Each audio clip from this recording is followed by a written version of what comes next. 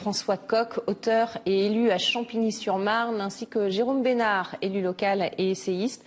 Bonsoir messieurs, merci d'être avec nous sur RT France. Je commence avec vous, François Coq. On vient d'entendre Christophe Castaner qui dit que les Gilets jaunes n'auront pas les forces de l'ordre à l'usure. Comment est-ce qu'il faut interpréter cet avertissement ? C'est une fois encore M. Castaner qui joue la conflictualité dans le pays et plus globalement, vous constatez que c'est la stratégie du président de la République. Vous savez que Emmanuel Macron, candidat, avait fait une promesse, celle de faire le consensualisme de la caresse. C'est ça qui avait permis qu'il soit élu. Et puis on voit qu'aujourd'hui, lui, président, il fait du consensualisme de la menace. Autrement dit, il fait de la conflictualité sa manière de gouverner. Dites-moi, avec qui M. Macron n'est-il pas en guerre aujourd'hui ? On voit qu'il est en guerre ouverte, selon lui, face aux Gilets jaunes.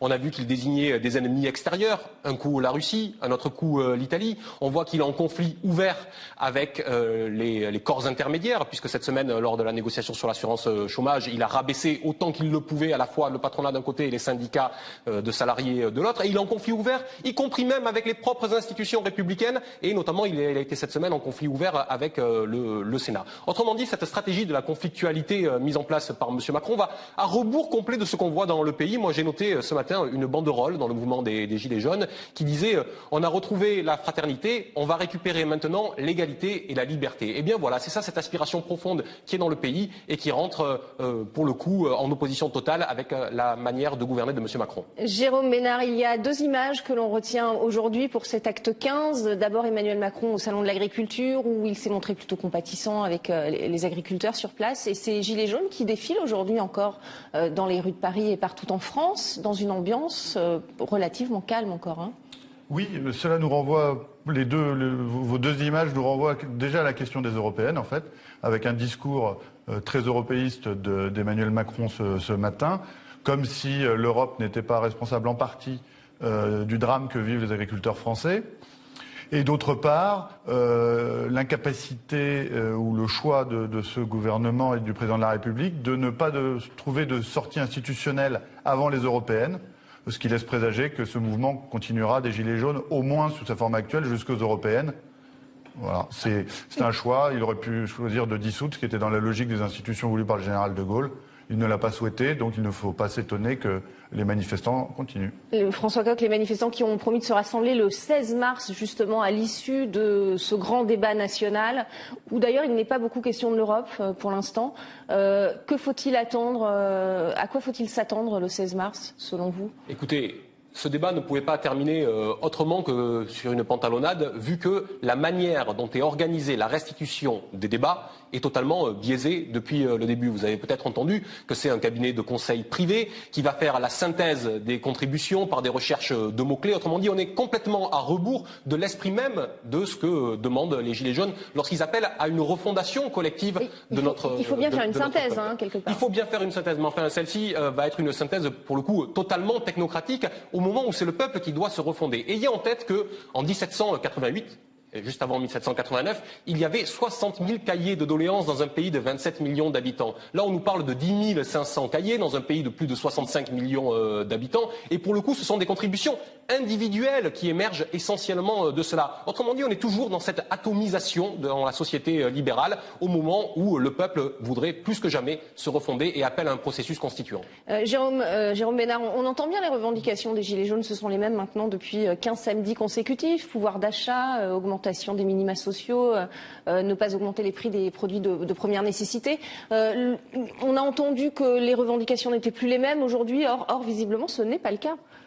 Oui, je pense que c'est un mouvement qui vient de loin, qui n'est pas récent dans son essence et qui a surgi avec une situation donnée, mais qui en fait correspond au tréfonds des revendications d'une large part du peuple français.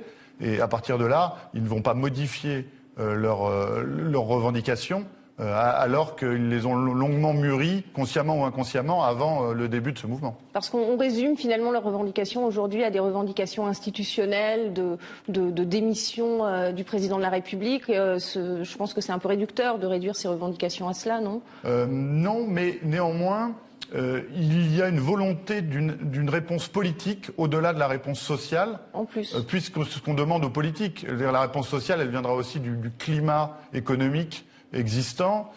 Mais ce qui directement et immédiatement peut venir, c'est une réponse politique. Ce que je disais tout à l'heure, c'est que constitutionnellement, on aurait pu attendre une dissolution. En tout cas, c'était comme ça que le général de Gaulle avait répondu au mouvement social de mai 68. Donc pour vous, ce serait l'issue de ce grand débat national? L'issue du grand débat, non. Dissolution. Non, je pense que la dissolution, c'était la réponse politique dès novembre ou décembre pour redistribuer les cartes de la représentation politique à l'Assemblée nationale, qui s'inscrit dans la logique de la Constitution de la Ve République, qui me paraissait, mais qui paraissait à de nombreux constitutionnalistes, la réponse dans laquelle le président devait s'engager. Et elle n'a pas été faite, donc. D'accord. François Coq, on a également beaucoup entendu le gouvernement et Christophe Castaner, le ministre de l'Intérieur, brandir cette question de la sécurité nationale à tout prix. On le voit là, ça fait 2 week-ends que les Gilets jaunes manifestent et ça se passe plutôt bien. Donc finalement, cette stratégie ne fonctionne pas, cette stratégie de diabolisation avec le débat sur l'antisémitisme qu'on a. Non seulement cette stratégie de la conflictualité ne fonctionne pas, mais chacun constate aujourd'hui que c'est le gouvernement qui est le fauteur de troubles, tout simplement. C'est eux, je le disais, qui créent de la conflictualité à tous les niveaux dans la société quand les gens aspirent à vivre tranquillement et bien, et pour ce faire, ils n'ont plus confiance en leurs représentants. Ils pensent que ce sont eux, les citoyens, qui sont les mieux placés pour décider de ce qui est bien pour soi et de ce qui est bien pour tous. C'est ça la vraie issue du grand débat, et ce n'est pas en remettant la décision dans la main d'un seul, dans une forme de républicanisme monarchique, tel que le voudrait M. Macron, que nous nous en sortirons. C'est bien en redonnant les clés au peuple. Aujourd'hui, de ce qu'on entend des Gilets jaunes, c'est que de toute façon, les paroles leur passent d'une oreille à l'autre sans finalement accrocher. Il faut des actes concrètement aujourd'hui. Mais comment pourrait-il en être autrement quand on dit aux gens vous pouvez parler, vous pouvez vous exprimer et à la fin nous décideurs nous prendrons la décision. Moi, M. Macron, je prendrai la décision. Ce n'est plus comme ça que les gens souhaitent faire fonctionner la démocratie. Ils pensent que la démocratie est dans une phase d'incomplétude aujourd'hui en se limitant à la démocratie représentative. Ils n'ont plus confiance en leurs représentants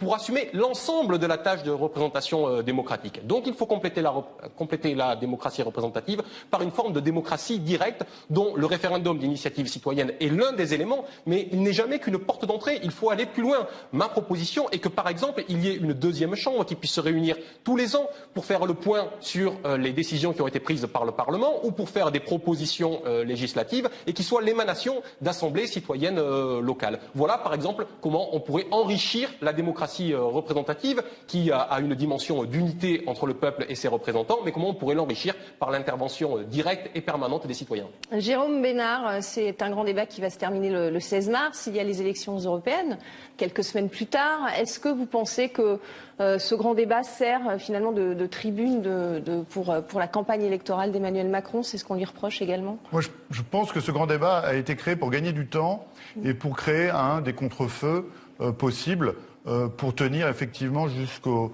européennes. Après, on verra quel est le bilan que tire l'État de ces cahiers d'expression libre, de ces cahiers de doléances. Mais en tout cas, oui, ça s'est inscrit dans une stratégie de gagner du temps et de permettre aussi, je pense, de faire rentrer dans les débats locaux les partisans du président de la République qui, ne pouvaient pas s'exprimer dans la rue, mais ont pu s'exprimer largement dans ces réunions. Quand vous parlez des partisans du président, vous pensez auxquels ? Moi, je pense au bloc qu'il a fait élire, un bloc finalement assez solide d'une vingtaine de pourcents, c'est-à-dire 1/5 de la représentation nationale, et qui eux, effectivement, n'ont pas pu faire ce qu'avait fait le général de Gaulle, c'est-à-dire mobiliser 1 million de personnes à la fin de l'épisode parisien de mai 68. Et devant cette absence de capacité de mobilisation, il a été décidé de pouvoir occuper les troupes aussi localement dans tous les nombreux débats qui ont existé. Et ça a été aussi une stratégie voulue, mais qui ne résout rien. Merci beaucoup, messieurs, d'avoir répondu à nos questions sur RT France.